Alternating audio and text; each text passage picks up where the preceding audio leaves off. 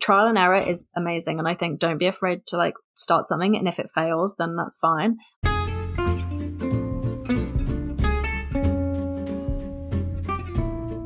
Hi everyone, that was Ali Faughnan. She's a writer, editor, and curator on all things arts and culture, and also founder of The Gallery, a platform created to celebrate women and non-binary creatives. This conversation was recorded at the end of last year. Since then, The Gallery shop has been launched to feature work by new artists each month, alongside interviews to get to know the people behind the prints. During the day, Ali also works at Google Arts and Culture. We talk a little bit about her journey so far, getting internships when she was really young, and also we talk a little bit about the process of collaborating on our amazing career guide, which you can download now, signing up to our newsletter or heading over to the gallery. So, without further ado, here's our conversation with Ali. Ali, welcome to the Light Networking Podcast. Hi. Really talking to you. Thanks for having me on. Will you introduce yourself? Yeah, so hi, I'm Ali. I'm an arts writer and editor, and I'm based in London at the moment. So I'm working from home for Google Arts and Culture in the editorial team. And then on the side, I also run The Gallery, which is an online platform all about celebrating women and non-binary creatives. So got a lot to keep me going through lockdown and in and out of COVID restrictions. And Ali, will you tell us what is the worst work experience you've ever had?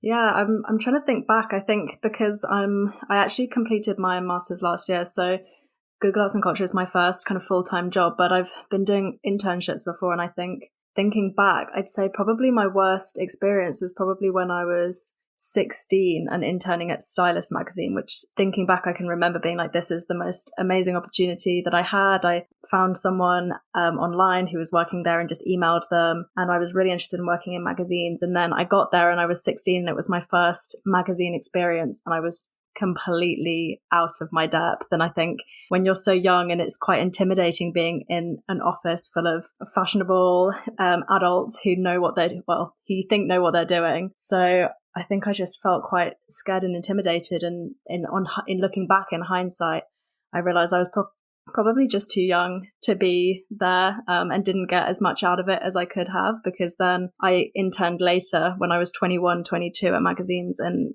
they were amazing experiences. So I think although it was probably not the internship that was the problem, I think I was probably just too young in the wrong time at the wrong place. But maybe 3 years later, it could have been a great opportunity. Fair enough. Timing is a big thing in all things in life. Definitely. So that makes sense. Did you always want to work with magazines and writing? I can remember being quite young and being interested in writing, and thinking when I was 10 years old, thinking I was going to be a poet, but obviously that never actually happened. I think I wrote 2 poems. And then started reading magazines as most 15-year-olds do, and being like, this looks so glamorous and amazing, but didn't really know the ins and outs of what it was. So it didn't really take until I came to university and started writing for the student newspaper and the student magazine that I kind of realized that writing about people and places and things going on in the world was actually what I was really interested in. So that kind of developed as I got older, definitely, but it kind of stemmed from when I was younger and looking up to a lot of the fashion magazines and culture magazines that everyone kind of knows and sees. So how did you get an internship at 16 years old? Was that your first internship? Yeah, I think before that I had done a week's work placement with a friend of a friend. But after that, I think I went online and I just found someone at Stylist magazine, and I just found their email and I just emailed them on a whim, and they said, sure, come in for a week. And I think that's probably one of the best ways you can get internships, is just putting yourself out there, because you never know who's going to say yes and if you're in the right time and the right place. But I'd say it was my first proper internship of being in an office and kind of experiencing like magazine culture and what it's like to be in that environment. Yes, and I know you said that you recently did your master's and you did lots of internships. So did you get them throughout your studying time, and were they always in magazines? Because I know you did some stuff for Dazed as well as an intern, no? When I got to university, I studied at King's in London, and I moved there straight after school. And for the first 2-3 years of university, I kind of got derailed from magazines for a bit, and I tried out a lot. And I think I was also, a lot of internships in magazines are unpaid. So I was also looking as a student for paid work. So I got some really great other experience working as an exhibition assistant and working as an events runner. So I could also earn some money alongside getting experience in the creative industry. But although I didn't end up going down that route, it was really useful to try and see other industries and other routes and see, is events for me? And I kind of realized maybe not. Is exhibitions for me? Maybe a little bit, but I kind of kept getting drawn back to writing and magazines. So whilst then after my undergraduate, I studied a master's, and I was looking for an internship to do just after studying finished. And I again emailed on a whim and emailed the arts editor at Dazed, who's lovely. And she forwarded me on to their kind of HR, and I managed to get in there for a couple of weeks. But even though it was unpaid, I was working on the side and before that, so I was able to sustain it. But it was a really great opportunity that obviously I was privileged to be able to take. So it was really good to set me up for what I do now. And you did a lot of internships in different areas. Mm-hmm. Was that easy for you to tell people that, even though you worked in all these different areas, what you wanted to pursue in the end was more towards the magazine/publishing? Because this is something that came up a lot on a recent masterclass we did, where people have different interests and they don't really know how to tell their employers what they do actually, like what's their focus. Yeah, for sure. I think that's the thing nowadays. It's almost like everyone's expected to be able to do everything, but at the same time, you also need to be an expert in your area. So I think especially when I was applying for jobs post-studying, that was a very specific role in editorial, I had to kind of look back on my experience in exhibitions or events and think, what could I bring out of that is beneficial to this particular role? And sometimes maybe you realize that actually it wasn't as relevant, but it still kind of shows that you've got a breadth of experience. So it was definitely useful in a certain extent, but I did have to kind of pick up doing other writing and start narrowing down what I wanted to do. And sometimes you do just fall into the right kind of role that works for you. But I definitely agree that it's tricky to kind of look at a role and think, okay, and I need 2 years experience and I haven't got that. I've got little bits here and there, and how do I bring it all together? But yeah, it was definitely an interesting one to kind of write so many CVs and cover letters, but we got there eventually. So many CVs and cover letters. London is brutal for that. I know. But wait, Ali, so now we work at Google Arts and Culture, which is amazing because we haven't had anyone yet that does creative industries in sort of such a digital first way. Yeah. So could you tell us a little bit about how that came and how has your role evolved there? What is it that you do there? Yeah. So I was studying for my master's at the time, and I was looking for roles in media and journalism and magazines, anything in that kind of breadth of work, even looking across social media, anything to do with that. And so I was just applying left, right and centre for everything. And there's a really great journalism newsletter called Journo Resources, and I get it, I think it's every week. And right at the bottom, they have kind of opportunities or jobs, anything that kind of would relate to maybe the careers in that kind of area. And there was a small ad saying, if you're interested in arts and culture, email here. So I sent off my CV, and then from there just went through the regular interview process, and turns out the role was for an editorial coordinator role in the Google Arts and Culture team, which is what I'm doing now. So yeah, it's actually kind of somehow managed to pull together all of my experience. So I did my master's in arts and cultural management, which looks at kind of anything in the creative industry, from kind of more management and business to media. And I ended up specialising in journalism and media for my dissertation. But also my writing experience, my kind of more digital marketing experience as well. So yeah, it seemed to come about, but it's been really exciting to work within an established platform online, and I've learned a lot definitely being there. I think it's coming up to just over a year and a half in a couple of months. And give us a little bit of an insight of what your day-to-day entails there. So I guess I can give a little background of what Google Arts and Culture is. It's a platform that is run on Google, and they work with museums and galleries from all around the world to create collections and stories from all the artworks, they use technology obviously to be able to upload the artworks and create a platform online to showcase them to everyone. So within our editorial team,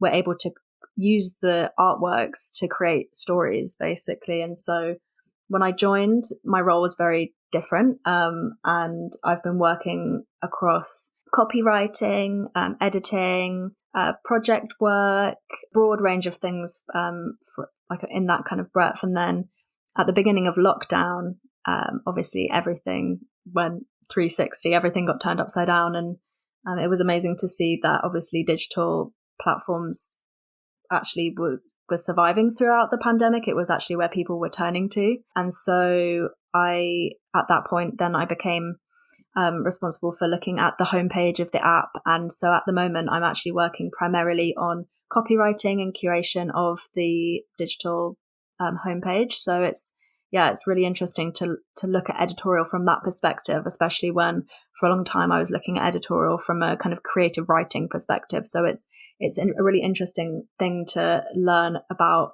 different types of writing, different types of copywriting, and how people consume media online, especially through a digital platform. Yeah, that's really interesting. And you recently launched a project, right? I saw one that was, I think, with the Arts Council. Is that it? Yeah. Or did the Arts Council advertise it with the experiences of young people, right? And during lockdown. Yeah, there's loads of the team works on so many projects, and editorial kind of works across all of the projects to help promote them on the website. And it's great because it doesn't just look at arts as painting and drawing. It looks at arts and culture, from looking at culture in Kenya to looking at the latest Artemisia exhibition at the National Gallery. So it's actually been a really great learning experience to actually learn about arts and culture around the world, and so many articles and artworks that get uploaded onto the platform by the museums has become a real learning resource for me as well. So if anyone's looking for a resource to go and learn about loads of cultural events and moments around the world, I think it's definitely the place to go. On that note, let's talk about your digital platform, which is the Gallery. How did you start that? Yeah, so this was back in, I guess it was actually only last year, and I was kind of halfway through my master's, starting to look at the perspective of writing post-uni and what it's actually the reality of being a journalist in the world today, and how difficult it is to get, let alone your first byline, but consistent commissioning or consistent writing jobs. So I thought, I'm pitching elsewhere and maybe it's not going anywhere. And then alongside that, trying to kind of struggling as an emerging writer, I was also doing my dissertation at the time, starting to research it on the representation of feminism in arts journalism.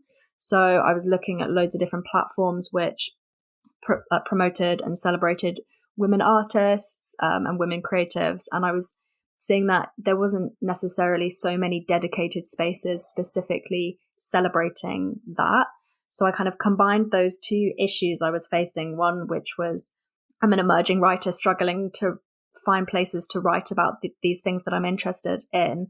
And also there is a lack of places which are writing about these things in the first place. So I thought, well, I've got the time, I'm a student, so I might as well maybe just start it up now. And so I started it as a small blog. And the first few posts was just me writing about some artists that I liked and an art event that I went to. And then eventually I thought, actually, maybe some other people might be in the same position as me and might want a platform to write about these things that they're interested in. So I just posted a job advert on Arts Jobs saying, I've got this platform, it's an online magazine. Unfortunately, it's a voluntary run, so I can't pay. But if anyone's a writer that just wants to put their work out there, please send it over and I'd love to publish it.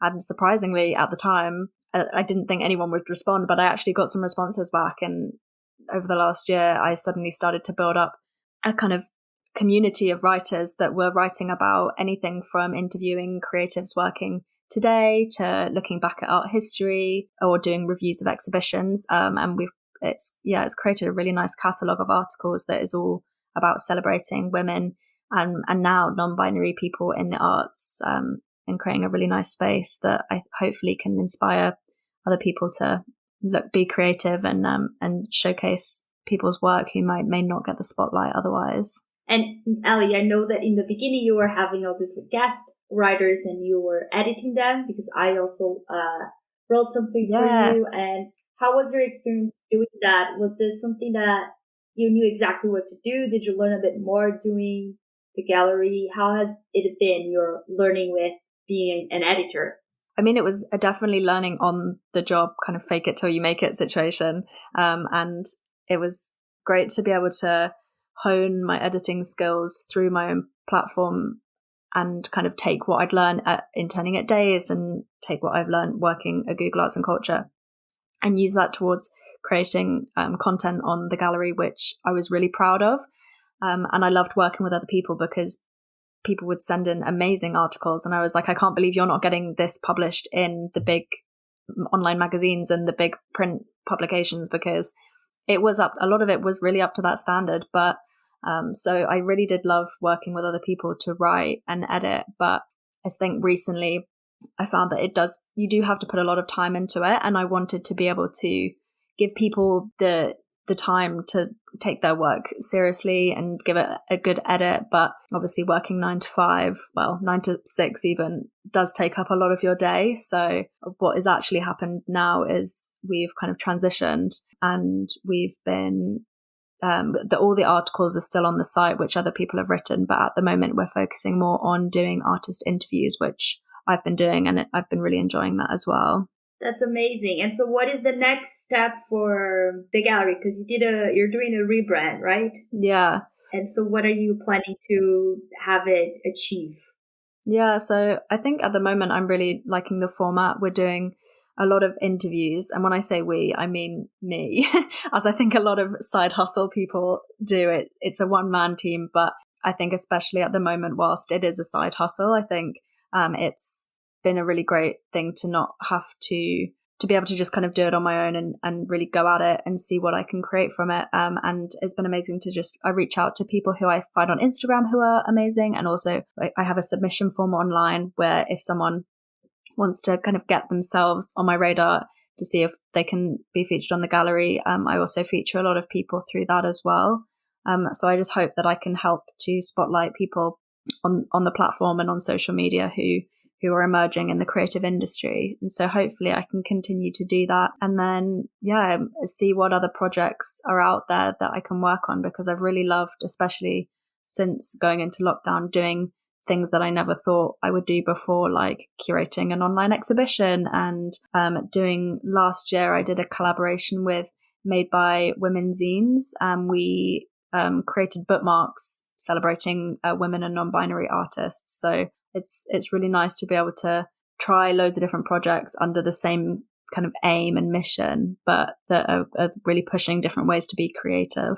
That is so cool, Ali. And I guess it also gives you the opportunity to meet lots of people that you wouldn't otherwise. Yeah. Right? Have you definitely connected with people that are from outside of, even from maybe just traditional journalism and the arts, Yeah. Which is really interesting. I mean, I guess that's how the Gallery, or from you writing for it. And so it's great. You get to meet people doing amazing things. And now that you've started I Like Networking, it's been amazing to watch that grow. And it's I think it's one of the best things that you can do online is make connections with other people. Yes, absolutely. And I love that you've always been kind of an email and see if I could get something kind of person.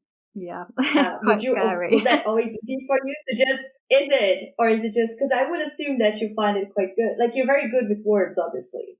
I mean, when you edited my piece, I was like, oh yeah, that makes a lot more sense. So that's a really nice work and collaborative. But, thank you. Was it scary for you to do that then, to reach out?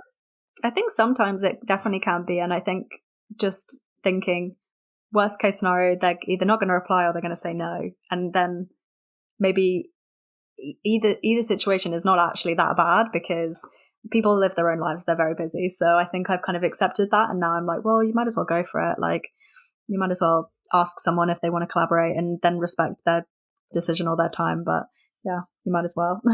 How do you manage your time? Because you work 9 to 6 and then you do the gallery. So how much time do you have to put on it? And what are the things that you need to do every week to know that it will keep running? Yeah, I think anyone who has a side hustle probably knows the struggles of kind of maybe waking up an hour earlier, or maybe on a Sunday afternoon you are still working. But because it kind of started out of a passion project and it still is something that I just genuinely enjoy. I really don't mind spending those extra hours every day, maybe an hour in the morning, an hour in the evening, just kind of going through emails, writing up interviews, planning social media posts. I really enjoy it. And I also feel like I'm building something and building a portfolio of work, which I hope other people are enjoying. So it's definitely takes more time. And obviously it would be amazing to be able to kind of do it in a 9 to 5 format, but unfortunately you got to make rent. So it's definitely a balance, but sometimes, if you want to take a week off, you take a week off. But other than that, I think it seemed to have balanced itself out. And if things get too much, I do just take a step back. But at the moment, it seems to be working. Yes, and it's growing quite well, right, organically, which is super nice. And you're having an engaged audience. Is this something that's easy for you to just consider that this will grow in that way? Or do you ever get anxious and consider oh my God, why are no more people liking this or that? Do you obsess over those things, or you're more chilled? I think it's hard. I think especially when you put so much pressure on growing with numbers or stats or engagement, it can be quite intimidating and quite depressing to then see if you maybe have lost a lot of followers. But I think at the moment I'm quite happy growing organically because I'm enjoying putting out the content. So I think it's just going to be a case of, if I'm still enjoying it and I'm putting my time and passion into what I'm doing, hopefully then others can see that as well. But I definitely think it's social media is a whole another ball game. I know I'm not the best at putting my face on the front of things as well. For the first 6 months, I didn't even have my name attached to the gallery because it was so intimidating of, I don't know, associating yourself with something when actually you've got to break down those barriers and think, well, you should be proud of something that you've created. And nowadays you see that so many people grow through social media by putting their face forward and putting themselves so that they can really show who's behind the screen. So it doesn't seem like this mysterious digital platform that's run by the internet. So yeah, I'm still learning how to do that in the best way and how it kind of works for the gallery. But I'm just at the moment just kind of going with the flow and letting it grow organically. Yeah, I struggle with that too in the beginning. When I remember the first time someone asked for a photo of me for an article, and I was like, no, please do not want a photo of me. I don't want, and I only put my name on the website as I'm on the advisory board, and people were like, oh, you need to say who you are. Now, to be honest, the first time I had to record a video of me saying something, we had to record a video for the crowdfunding campaign, and I had to drink wine at 11 a.m. Nice. I could not do it. Bad. I was like, oh my God, this is so difficult. No, it was so bad. It was so difficult. I just could not do it. And now I think it's getting easier. I mean, I still would never want to be an actress. That for me, it's terrifying. People would just show up on stage and speak to strangers. There's absolutely no way in my life that I could do that. But yeah, it is difficult if you're used to being in this, in the background. Yeah, but I think it's good because you get better at it, I think. Yeah, and now that I know you, I'm so invested in I Like Networking because I know you, I know the work you put into it, and I also know you really believe in the project, and I think that's what makes it really great. So it does show you that when you do put yourself forward, it does work. But yeah, everyone is working towards learning how Instagram actually works, but I guess we'll see how it goes. Yes, but thank you for that. That's very nice. And on that note, Ali, maybe we should tell everyone what is it that we're doing, which is our guide. And you're the one who had the idea. So how did that come about and what is it going to be? Yeah. Let's give a sneak peek to everyone. Oh yeah, this is exclusive content coming here. So I have been thinking for a while. Obviously, I'm putting a lot of content out on the Gallery, which is not necessarily timely because I think these interviews with creatives could be looked back on at any time, but it's quite a fast pace of scheduling. And I normally am kind of turning out articles twice a week, but was thinking I'd love to create some content that can be there for anyone to read at any time, that's going to be really useful, and learning about not only the creative industry, but also the people who are working, how they got there, and finding it a really inspirational resource. So then I came across I Like Networking and was like, this could be an amazing opportunity because you have such an amazing network of creatives, and also you have a real great insight into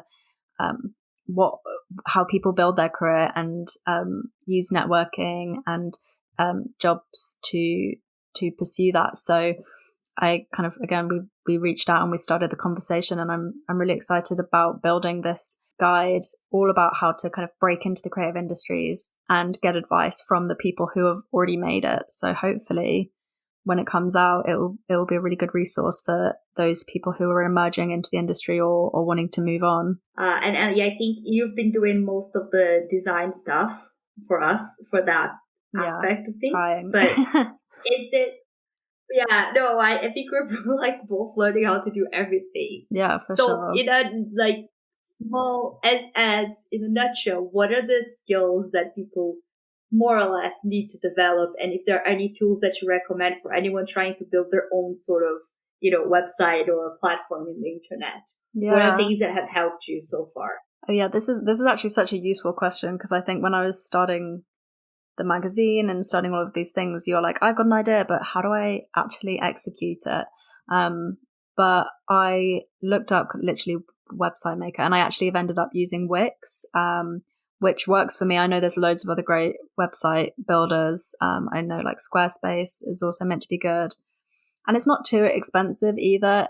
If you wait some certain times of the year, you get like a 50% off your domain and everything. So you can kind of keep it under like a couple pounds a month, just to get like your domain name, like thegallery.com. And then you can design your website, and I'm sure there's loads of other free places as well, but I personally use Wix. And I just kind of learn on the go, playing around with the tool and putting colors and fonts. And it definitely develops over time. I think when you make it the first time, it doesn't have to be the best. And it's the same situation with the guide. I've been using Canva to do a lot of my graphics, and that's a really great free resource to make things. And you can also make anything from posters to flyers to documents. And so yes, I love Canva as well. It's so easy to use. Any dummy, I'm such an idiot for design, and I'm like, but I've never actually met anyone who used Wix, Yeah. I've only just used WordPress and Squarespace. Not that anyone cares that much about that, but just in case they do. Yeah. But I think they're all very similar in that you can build from a template, so you don't need to spend too much time. Exactly. And then once you start learning how to use it, then you can become a bit better looking. Yeah, definitely. You can be a bit more creative, but it's got the tools there to learn as a beginner, which I think is really important, because a lot of us are just kind of giving it a go, and you might as well start somewhere. And Ellie, on that same note of useful things, you mentioned that newsletter called Journal Resources. Yeah. Are there any other resources that you like, that you think people should be aware of if they're trying to get into, the arts, but specifically more like publishing? Are there things that you recommend people should read or be attuned to? I think those tips are actually always very useful, because those are some of the hardest informations to find. Someone asked us the other day to do a video about getting a job in the film industry in the UK, because they don't really advertise the positions. So we actually did that on a Instagram story, because it's not as clear. Any tips you have, I think they're going to be very, very useful for everyone. I guess on top of journal resources, I recently interviewed the girl who runs the social media handle So You Want to Be a Journalist, which is a new social platform all about interviewing people who work in the journalism industry and posting jobs. And so I think that's a maybe one to look out for that's going to be growing as a really great resource for anyone who wants to get into journalism. And then I remember, I think when I was job hunting, I was on Arts Jobs and The Dots a lot. Obviously, LinkedIn is a bit of a minefield, but everything is normally posted on there. But maybe even just Twitter, looking up the hashtag journo request. You can find a lot of people who are reaching out who want either maybe like a pitch or are looking for somebody to work in a specific role. So that's also a good place to look. It is tough though, because there's so much information out there, and trying to sift through it and find the specific things that you're looking for is difficult. So I definitely empathize because I've been there. No, same. And it's a minefield. There's so many places to go, and then you get a bit overwhelmed. But I agree. I also love journal requests, the hashtag. And the best tip I've ever received in terms of doing your own press is to actually look at that if you have a small business or a service, because they'll advertise things that they need. Yeah. And then it's also good if you read, I think even if you work at just PR, you need to read a lot of news and see who writes about what as well, especially in the sector you're in, and then follow those people and see what they ask for, etc. Then that's also a good way to connect with them. And then when something comes up that makes sense for you or to advertise your service, and that you can, message them. I mean, we got the stylist feature because of that. Mm-hmm. Because someone was asking for something, I emailed and said, look, I can help with this piece, but actually, is there any hook to this? And then things happen. So you just, like you said, you need to email people and ask for things, otherwise it just won't happen. And you receive a lot of no's as well. A lot of people ignore you, but being nice. Gotta stay there. Yeah, definitely. I feel like, just being like a nice person and getting on people's radars is like never going to be a bad thing, because then maybe there's not an opportunity now, but maybe in a couple of weeks, in a month, in 6 months, they might be like, oh, we need someone who knows about networking. And they'll be like, oh, Isabel knows about networking. And then they'll come back to you if they know that you're a good person and doing something really great. So yeah, I agree. It's always good to have connections and people in your network. Yes, absolutely. And Ellie, do you have any tips that you gave us lots of tips from your learning so far, but any tips that you'd like to give your younger self? Definitely would say to kind of pursue the idea that you have. When I was 15, I had a blog and it lasted like a week, and then I got embarrassed and took it down. And I was 16 and I started another one, and a month later, again, I took it down. And I think trial and error is amazing. And I think don't be afraid to like start something. And if it fails, then that's fine. But I also think like, if I hadn't have started all of those little blogs that didn't go right, maybe it wouldn't have led to finally doing the gallery, which did go right. And so don't being afraid to start something new is definitely my advice. Like I'm always like, oh, what if I started the gallery 5 years ago? It could be huge, but also actually that wasn't the right time and the right place. So yeah, just putting your ideas out there and not being afraid to pursue them is definitely what I'd say to my younger self, because you never really know what's going to happen, and you might like something then and you might not like something in 2 years time. So if you like it now, just go for it. I love that, Ellie. That's amazing advice. Thank you very much for talking to us. Thank you so much for having me on. And if they want to connect with Gallyry, what is it that you're looking for? How should they contact you? Give us the spiel. Yeah, so the Gallery is spelt as you would, and then it's Gallery is spelt Galllyry, because obviously my name's Ali and it's spelled Allly, so that's a little behind the scenes of how the name actually came to be. But you can just search the Gallery spelt in that way on anything, Facebook, Instagram, Twitter, and the website is thegallery.com, where you can read all the amazing interviews and discover so many creatives doing amazing things. Amazing. Thanks, Ali. Yes, and if anyone has an idea or wants to collaborate with Ali, just go to the website, find her email, and get in touch with her and see what can come up with them. Thanks, Ali, so much. Thank you so much. And I'll be in touch with you soon about all of our other things. I can't wait.